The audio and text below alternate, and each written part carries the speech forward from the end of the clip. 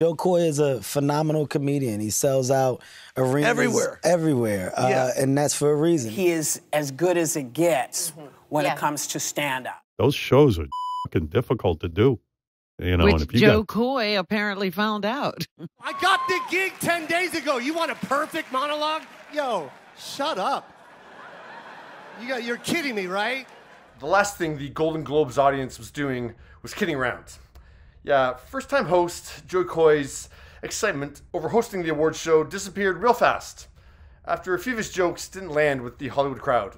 Slow down. I wrote some of these, and they're the ones you're laughing at. What was frustration on stage became deflation on GMA3 the next day. You know, that's a tough room, and it was a hard job. I'm not going to lie. Well, in the week that followed, we learned that comedians already knew that. These hosting gigs are brutal. Yeah. They're just brutal. If you don't know the room, if you've not been in these rooms before and you're sort of thrust out there, it's hit or miss. standing up there and telling those jokes to a bunch of people who don't want to be laughed at is the biggest bummer in the world. Hollywood has no sense of humor about itself. I think he got short-shrift and no love, and that was not justified. Yeah, one of Joe's first punchlines is that Oppenheimer is a long movie. I loved Oppenheimer. I just got one complaint. Needed another hour.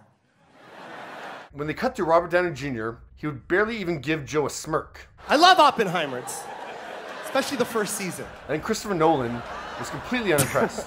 That's so stupid. Joe said twice that he loved the movie. Like, if you can't laugh, or the fact that your movie's long, it's over 3 hours long, oh, we're in trouble here. Now, Joe's Barbie joke didn't work at all.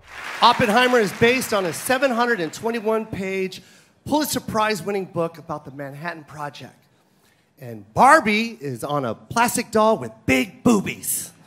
When I watched it live, I had to go, what did he just say? Because, yeah, on a first listen, it sounded very misogynistic and kind of dismissive or degrading of Barbie, the movie. Well, in fact, he's comparing the source material. So, yeah, it's not that bad. But, yeah, he didn't land it the right way. Now, Greta Gerwig, she reacted to it on BBC Radio 1 on Wednesday. Yes. Well, you know, he's not wrong. She's the first doll that was mass-produced with breasts, so he was right on. I didn't even understand. Someone said that he was mean about Taylor Swift. When Joe Coy made the joke about Taylor Swift. Big difference between the Golden Globes and the NFL. On the Golden Globes, that was a mistake. We have fewer camera shots of Taylor Swift. I swear. There's just more to go to here. And she did not seem amused. Taylor took a sip, I noticed. Yes, she did. Which indicated she was not happy with that. Yes. Meanwhile, she needs to get over it also. It's like, come on. Sorry about that. What bothers me more in watching this is get a sense of humor. In that room, Joe Coy is punching up. No one feels sorry. Just smile. It totally was about the NFL, and it was actually a great reference. It's just a joke about how many times we see you on the award shows. Yeah. Yeah, I said that the night of the Globes. It's not a joke that insults Taylor. Now, Joe's delivery makes it seem like he's insulting Taylor. Because, yeah, that final line, he gets like he's almost regretting it already before he's even said it. And then he apologizes right away. We have fewer camera shots of Taylor Swift. I swear. There's just more to go to here. Sorry about that. Taylor one was just a little flat, and I just, it was a weird joke, I guess. I mean, who wants to play Russian roulette on live television with your career? Now, I've never hosted an award show. I've never had to write jokes. But I struggle to sympathize with this 10-day prep thing. Because he only had 10 days to prepare. This usually takes months and a team of writers. Anyone who knows these shows knows that the hosts prep for months. 10 days, because I've talked to Jimmy about this, and he does such a great job with the Kimball. With the Academy Awards. He prepares for like 6 months. The fact that he was not really prepared, they just threw this at him, is something to deal with also, but he should have said no. Now, you would have said no. I would have said no. Yes. You need a lot of time to prepare. I'm an outsider. And certainly Joy Behar knows what she's talking about when it comes to stand-up comedy, but I also know what I'm talking about when it comes to writing a TV show every day. So yeah, I worked on a live entertainment news show for 5 years. I hosted and produced it every day. So I did that by myself in like 4 hours each day. Yo, I got the gig 10 days ago. You want a perfect monologue? Yo. 10 days to write a 10-minute monologue of jokes. And on top of that, he had 11 writers helping him. I'm sorry. Like 12 people can't write 10 minutes worth of jokes in 10 days? That's not great. And you can't really compare it to the Oscars or even the Emmys, because the Oscars tend to have, and the Emmys tend to have, more taped pieces with the host. So say last year when Jimmy Kimmel was flying with Tom Cruise, yeah, that would have been, shot months in advance. This is for real. We spent many weeks and thousands of dollars trying to figure out how to get this done. Who's your favorite actor? That man right there. Denzel? Denzel, would you be the best man at their wedding?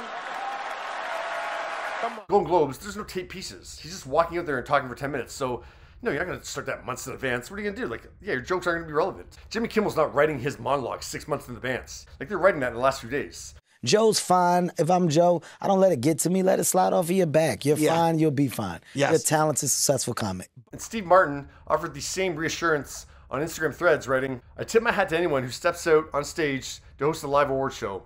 It's a very difficult job and not for the squeamish. I know because I'm still throwing out from the last time I did it in 2010. So congratulations to Joe Coy, who took on the toughest gig in show business, hit, missed, was light on his feet, and now has 20 minutes of new material for a stand-up. It doesn't sound like Joe hit the 20-minute mark in terms of material when he was back on stage in St. Louis last night, but he did spend several minutes talking about the Golden Globes. Yeah, that's only been 5 days, Joe. See, you can do it. Joe is done apologizing or having to explain away his jokes. You sound a little deflated. Yeah, I wanted to give a little bit more of me, and I just felt I felt a little short. He said last night, "A lot of marshmallows, man. They're delicious, but goddamn, they're soft. I just come from a different time. I see the changes that are happening. I get it. But goddamn, can we effing laugh at ourselves?" So yeah, different tone now. Joe wasn't the greatest. I think the audience wasn't the greatest. The room decided they weren't going to have fun. Like Melissa Rivers said, there's no offensive jokes. He didn't deliver something very well. Yeah, what are your thoughts? Industry room where the expectation is one of like consequence. So everybody's on edge about what are you going to say about me. So it's not one that that's attached to immediate laughter.